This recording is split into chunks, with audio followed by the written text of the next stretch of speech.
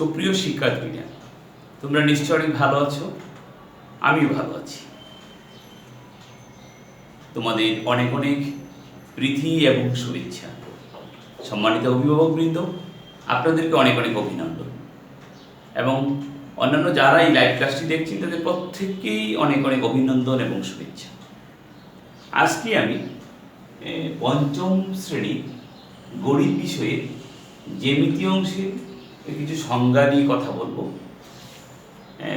চতুর্ভুজ সংক্রান্ত সংজ্ঞা নিয়ে আমি আলোচনা করব।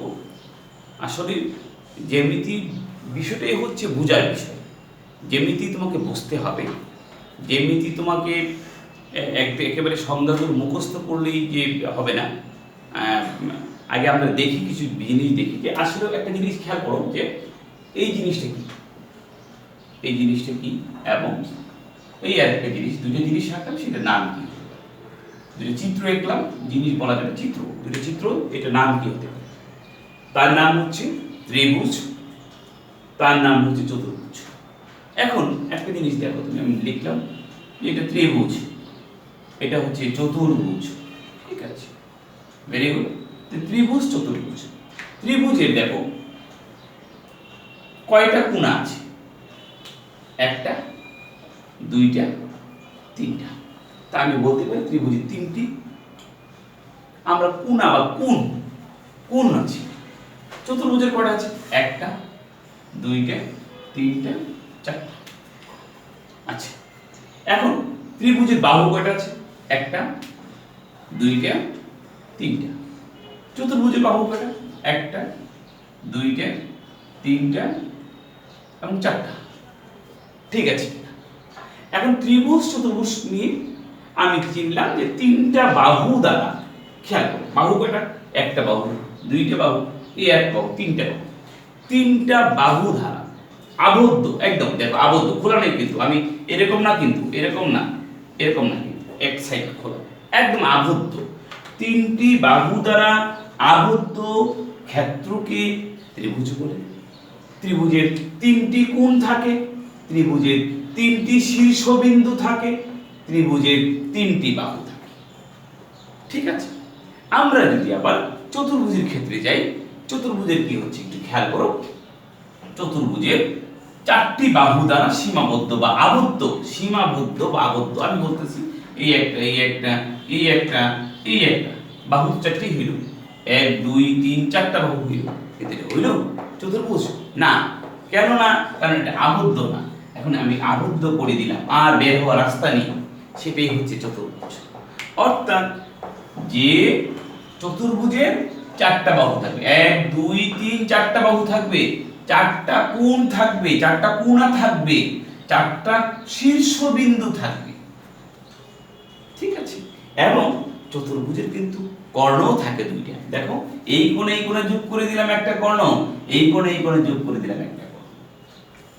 তো ব্যাপারটা আমার মনে হয় তোমরা এখন ত্রিভুজ এবং চতুর্ভুজ বাবা সংজ্ঞা মুখস্থ করা দরকার নেই। ত্রিভুজের তিনটা বাহু থাকে, চতুর্ভুজের চারটা বাহু থাকে। ত্রিভুজের তিনটা কোণা থাকে, চতুর্ভুজের চারটা কোণা থাকে।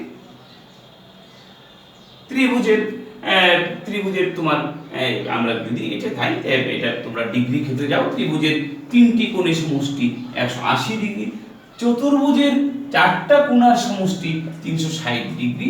তোমরা যখন ডিগ্রিটা যদি কেউ চিনে থাকো তাহলে জিনিসটা মনে রাখতে পারো। তো এখন আমরা পরবর্তী আলোচনায় যাচ্ছি।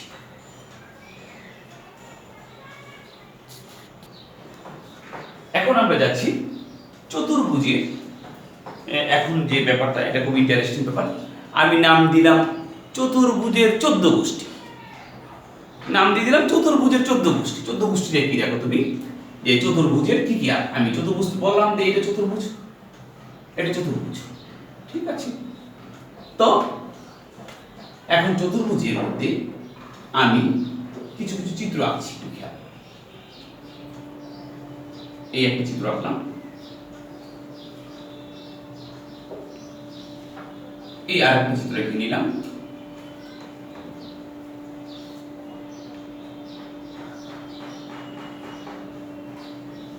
এই যে একটা চিত্র এঁকে নিলাম, একটু খেয়াল। আচ্ছা, ঠিক আছে, এতটুকু করে দিলাম।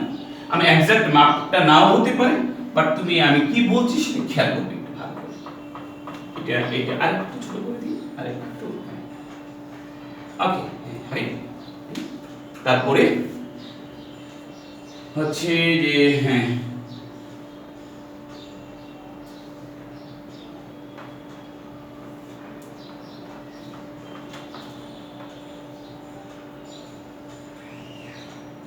আচ্ছা ঠিক আছে। তারপরে যেটা হলো ঠিক আছে, আমরা আরেকটা কি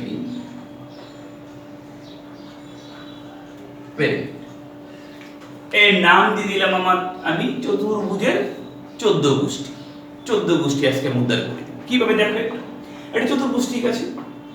অর নাম দিলাম আমি আয়ত, আমি দিলাম না, এর নামই আয়ত। এর নাম হলো বর্গ, এর নাম হলো রম্বস, এর নাম হলো সামান্তরিক। আমরা অনেকেই ভুল করে বলি সামান্তরিক, আসলে না, কি হবে সামান্তরিক।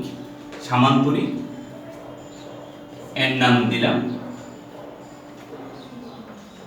ট্রাপিজিয়াম, দিলাম না, এর নামই ট্রাপিজিয়াম। এর নাম হলো ঘুড়ি। আমরা ঘুড়ি কিন্তু সবাই ঘুড়ি আঁকি, তুমি ঘুড়ি এঁকেছো অনেক, ঘুড়িটা কিন্তু এরকম এঁকেছো, এর নাম হলো ঘুড়ি। আমরা চতুর্ভুজটা দেখলাম, চতুর্ভুজটা হচ্ছে কি 4টি রেখা দ্বারা আবদ্ধ ক্ষেত্রকে চতুর্ভুজ। আয়তের ব্যাপারটা দেখো, আচ্ছা আয়ত বর্গ এদের মধ্যে ডিফারেন্সটা দেয় একটু। আয়ত দেখো তুমি, এই বাহু, এই আয়তের প্রত্যেকটা বাহু সমান না, এই বাহু সমান সমান এই বাহু, অর্থাৎ আমি একটা দাগ দিই, এই বাহু সমান এই বাহু, এই বাহু সমান এই বাহু। ক্লিয়ার কিনা ব্যাপার ভালো করে খেয়াল করো। এই বাহু সমান সমান এই বাহু, এই বাহু সমান এই বাহু। আমি কি বলতে পারি, আয়তের বিপরীত বাহু, এই এর বিপরীত কোনটা, এটা। এর বিপরীত কোনটা, এটা। আয়তের বিপরীত বাহু সমান, ঠিক আছে, আয়তের বিপরীত বাহু সমান। এবং প্রত্যেকটা কোণ সমকোণ, বা একটা কোণ সমকোণ হলেই আরেকটা ব্যাপার বলি, আয়তের প্রত্যেকটা কোণ সমকোণ। ভেরি গুড, ওকে। আয়তের যদি একটা কোণ সমকোণ হয়, প্রত্যেকটা কোণই এমনিতেই সমকোণ হবে। আমি আবার বলছি, আয়তর যদি একটা কোণ সমকোণ হয়, বাকি কোণগুলো সমকোণ হবেই। সো আয়তের প্রত্যেকটা কোণ সমকোণ বলতে পারো। আয়তের বিপরীত বাহু সমান, সমান্তরাল তাও বলতে পারো, সমান্তরাল হবেই সমকোণ হলে। আমি যদি স্রেফ তার উল্টা দিক বিপরীত দিকে যাই, আমি সামান্তরিকের কথা চিন্তা করি, তাহলে কি হচ্ছে দেখো, সামান্তরিকের কিন্তু সেম কাহিনী। এই বাহু সমান এই বাহু, এই বাহু সমান এই বাহু, অর্থাৎ বিপরীত বাহু সমান বিপরীত বাহু সমান। ক্লিয়ার কিনা ব্যাপারটা? বিপরীত বাহু যদি সমান হয়, এই বাহু সমান এই বাহু, এই বাহু সমান এই বাহু সমান হয়, বিপরীত বাহু যদি সমান হয়, তাহলে হচ্ছে এটা ভালো করে খেয়াল করো। এর সাথে এর বৈশিষ্ট্যের বেশ কিছু মিল। মিলটা নাই কোথায়? মিল নাই এই জায়গায়, আর কোণ সমকোণ নয়, সামান্তরিকের কোণগুলো সমকোণ নয়, বাট আয়তের কোণগুলো সমান। তা আয়ত এবং সামান্তরিকের মধ্যে ডিফারেন্সটা কোথায়, পার্থক্যটা কোথায়? আয়তের বিপরীত বাহু সমান, সামান্তরিকের বিপরীত বাহু সমান। আয়তের প্রত্যেকটা কোণ সমকোণ, সামান্তরিকের প্রত্যেকটি কোণ সমকোণ হয়, ডিফারেন্ট এই জায়গায়। আয়ত এবং সামান্তরিকের ক্যারেক্টারগুলো ম্যাক্সিমাম সেম, শুধুমাত্র আয়তের প্রত্যেকটা কোণ সমকোণ, কিন্তু সামান্তরিকের প্রত্যেকটা কোণ সমকোণ না। ব্যাপারটা হচ্ছে খেয়াল করছো কিনা? তোমার পাঠ্য উপরেটা আছে, আরো অনেক ইনফরমেশন পাবে, আয়ত সামান্তরিক নিয়ে আরো অনেক ইনফরমেশন, তুমি এতটুকু জানাটাই তোমার। এবার আসো তুমি বর্গ এবং রম্বস। বর্গের প্রত্যেকটা বাহু সমান, রম্বসেরও প্রত্যেকটা বাহু সমান। ক্লিয়ার? একটা জিনিস দেখো, বর্গের প্রত্যেক বাহু সমান, রম্বসেরও প্রত্যেক বাহু সমান। তাহলে ওর নাম বর্গ কেন, ওর নাম রম্বস কেন? চিত্রটা দেখা যাচ্ছে, এটা একদম স্ট্রেট সোজা, এটা একটু বাঁকা। অর্থাৎ বর্গের প্রত্যেকটা কোণ সমকোণ, কিন্তু রম্বসের প্রত্যেকটা কোণ সমকোণ নয়। ক্লিয়ার কিনা ব্যাপারটা? বর্গের প্রত্যেকটা কোণ সমকোণ, রম্বসের প্রত্যেকটা কোণ সমকোণ না। কিন্তু বর্গ এবং রম্বসের মধ্যে মিল কোথায়? বর্গের প্রত্যেকটা বাহু সমান, রম্বসের প্রত্যেকটা বাহু সমান। কিন্তু বর্গের প্রত্যেকটা কোণ সমকোণ, রম্বসের প্রত্যেকটা কোণ সমকোণ নয়। আবার দেখো এটা মিল। আচ্ছা, আয়ত এবং বর্গের মধ্যে মিল কোথায়? আয়ত এবং মিল আছে, কিন্তু কি মিল? আয়তের প্রত্যেকটা কোণ সমকোণ, বর্গেরও প্রত্যেকটা কোণ সমকোণ। সামান্তরিক ট্রাপিজিয়ামের মধ্যে মিল কোথায়? এক সামান্তরিক ট্রাপিজিয়ামের মধ্যে আমি এইভাবে কিভাবে দিব, এইভাবে এই যে দিলাম, সামান্তরিক ট্রাপিজিয়ামের মধ্যে মিল কোথায়? মিল হচ্ছে ওদের একটা এর সমকোণ না, তারও সমকোণ। মিলের ব্যাপারটা তুমি দেখো। অমিলের ব্যাপারটা কি? অমিলের রম্বসের এই বর্গ এবং রম্বসের মিল কোথায়? আমি আবারও বলছি, বর্গ এবং রম্বসের মিলটা হচ্ছে বর্গের প্রত্যেকটা বাহু সমান, রম্বসের প্রত্যেকটা বাহু সমান, এটা মিল। অমিলটা কি হচ্ছে? বর্গের প্রত্যেকটা কোণ সমকোণ, রম্বসের প্রত্যেকটা কোণ সমকোণ নয়। এবার আসি আমি ট্রাপিজিয়াম। ট্রাপিজিয়ামটা দেখো। ট্রাপিজিয়ামে আচ্ছা, আমি যদি চতুর্ভুজের কথা চিন্তা করি, চতুর্ভুজের কয় জোড়া, আমি কয়টা বাহু থাকে? চারটা। চতুর্ভুজের বাহু কয়টা? চারটা। তাহলে আমি যদি বলি কয় জোড়া? 2 জোড়া। আমি যদি বলি কয় জোড়া চতুর্ভুজের বাহু? 2 জোড়া। ট্রাপিজিয়াম তো চতুর্ভুজ, চারটা বাহু দ্বারা সীমাবদ্ধ আবদ্ধ চতুর্ভুজ। তার কয় জোড়া বাহু? 2 জোড়া বাহু। ট্রাপিজিয়ামের 1 জোড়া বাহু সমান্তরাল। এই দেখো, এটা সমান্তরাল। ট্রাপিজিয়ামের 4টা বাহুই অসমান, কোনো বাহু একটার সাথে একটা মিল নেই। আমি আবারও বলছি, ট্রাপিজিয়ামের কোনো বাহুই একটার সাথে একটা মিল নেই। এইটা এইটা এইটা এইটা এইটা যদি হয় 5 সেন্টিমিটার, এটা হবে 4 সেন্টিমিটার, এইটা হবে 3 সেন্টিমিটার, এটা হবে 2 সেন্টিমিটার, প্রত্যেকটা বাহুই অসমান। কিন্তু এই বাহু সমান্তরাল। ক্লিয়ার ব্যাপারটা? ট্রাপিজিয়ামের বৈশিষ্ট্য। এবার তুমি ঘুড়ির কথা আসো। ঘুড়ি হচ্ছে কি দেখো, সন্নিহিত বাহু কোনটা? এই বাহু এর সাথে এই বাহু, এই সন্নিহিত বাহু জোড়া সমান। আমি আবারও বলছি, মানে এই বাহু এবং এই বাহু সমান, এই বাহু সমান, একে বলা হয় সন্নিহিত বাহু। এই দুইটা সন্নিহিত বাহু, যে যদি দুইটা বাহুর একটা শীর্ষবিন্দু থাকে, দুইটা বাহু যদি একটা জায়গায় গিয়ে মিলিত হয়, তখন এই বাহু দুটাকে সন্নিহিত হবে। এবার এই বাহু মিলছে, এই দুইটা বাহু মিলছে, দুইটা বাহু কি হলো? মিল হয়ে গেল। সুতরাং ঘুড়ির কি হচ্ছে? ঘুড়ির 4টা বাহু সমান না, বা সন্নিহিত বাহু গুলো সমান। এই বাহু সমান এই বাহু, এই বাহু সমান এই বাহু। এবার আমি তোমাদেরকে কিছু এই মুহূর্তে কিছু টেস্ট নিয়ে নিচ্ছি। টেস্টটা কি একটু ভালো করে আমি কয়েকটা চিত্র আঁকবো, তুমি বলবে এটা কোনটা কোন চতুর্ভুজ, সেটা কি কোন ধরনের চতুর্ভুজ, সেটা কি আয়ত না বর্গ না রম্বস। আচ্ছা, আমি একটু দেখি। এই যে এটা কি হতে পারে? এটা হবে কি হতে পারে তুমি চিন্তা করো। আমি বলি, এর কিন্তু এই বাহু বিপরীত বাহু জোড়া সমান্তরাল, এই দুইটা সমান্তরাল, এই দুইটা সমান্তরাল, অর্থাৎ বিপরীত বাহু জোড়া সমান্তরাল, কোনই সমকোণ নয়। তাহলে আমরা কি বলবো? সেটাকে বলবো আমরা কি? সামান্তরিক। ক্লিয়ার? আমি যদি এইটাকে সোজা করে দিই, স্ট্রেট করে দিলাম, ঠিক আছে, এইটাও সমান্তরাল, কিন্তু কোণগুলো কিন্তু সমকোণ, তাহলে কি হবে? তার নাম হয়ে যাবে আয়ত। আমার মুখস্থ করার দরকার নেই, এটা নাম হয়ে গেল কি? আয়ত।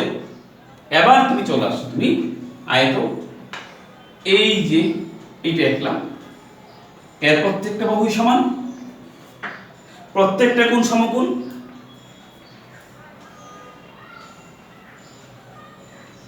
ধরে নিলাম এরও প্রত্যেকটা বাহু সমান, কিন্তু প্রত্যেকটা কোণ সমকোণ নয়। এর প্রত্যেকটা বাহু সমান, এর প্রত্যেকটা বাহু সমান, এর প্রত্যেকটা বাহু সমান, এরও প্রত্যেকটা বাহু সমান। এর প্রত্যেকটা কোণ সমকোণ, তার প্রত্যেকটা কোণ সমকোণ নয়। সুতরাং তাকে বলবো আমি বর্গ, তাকে বলবো আমি কি? রম্বস।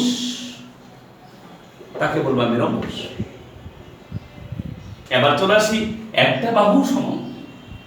স্যার একটা বাহুর সমান না, প্রত্যেকটা অসমান, তার নাম কি? ট্রাপিজিয়াম। এই এক জোড়া বাহু সমান্তরাল, মাত্র এক জোড়া বাহু সমান্তরাল, কিন্তু একটা বাহু সমান না, তার নাম হলো কি? ট্রাপিজিয়াম। ঠিক আছে, আমি সর্বশেষ তোমার সেই ক্লাস শিশু শ্রেণী ঘুড়ি আঁকা দিলাম। এর নাম হলো ঘুড়ি। সেটা কি? এই এই এই দুইটা সমান, এই দুইটা সমান। ঠিক আছে, আমরা আজকে কি কি পড়লাম? আমি কিন্তু সংজ্ঞা মুখস্থ করার জন্য বলছি না, তুমি চিত্র এঁকেই বলতে পারবে স্যার এটা আয়ত, এটা রম্বস, এটা ট্রাপিজিয়াম, এইটা এটা এটা এই চতুর্ভুজ, এটা এই ধরনের। এবং আমি আশা করছি তুমি প্রত্যেকটা জিনিস ভালোভাবে দেখবে। আর যদি আমার কথা একটু স্পিড হয়ে যদি যায় বা বুঝতে সমস্যা, ভিডিওটা আবার দেখবে, ক্লাসটা আবার দেখবে। এবং আমি তোমাকে একটা যে জিনিসটা বলছি, আমি আজকে কি কি বললাম? আমি পড়েছি চতুর্ভুজ, পড়েছি ত্রিভুজ, আয়ত, বর্গ, রম্বস, সামান্তরিক, ট্রাপিজিয়াম এবং সর্বশেষ ঘুড়ি। তার নাম হলো কি? চতুর্ভুজের 14 গোষ্ঠী। তো আশা করি তোমরা ক্লাসটা ভালোভাবে উপভোগ করতে পেরেছো এবং ক্লাসটা মনোযোগ সহকারে বারবার দেখবে। সবাই ভালো থাকো, নিরাপদে থাকো, সুস্থ থাকো। এবং এই জিনিসটা কিন্তু বেসিক জিনিস, অবশ্যই তোমাকে জানতে হবে। তুমি 6 উঠে গেলা, তুমি উঠে গেছো, তুমি সামান্তরিক চিনো না, আয়ত চিনো না, রম্বস চিনো না, এগুলো হবে না। ভেরি ভেরি বেসিক জিনিস তোমাকে জানতে হবে, সেটা ডেফিনেটলি জানতে হবে। তো এই পর্যন্ত সবাই ভালো থাকো, খুদা হাফেজ।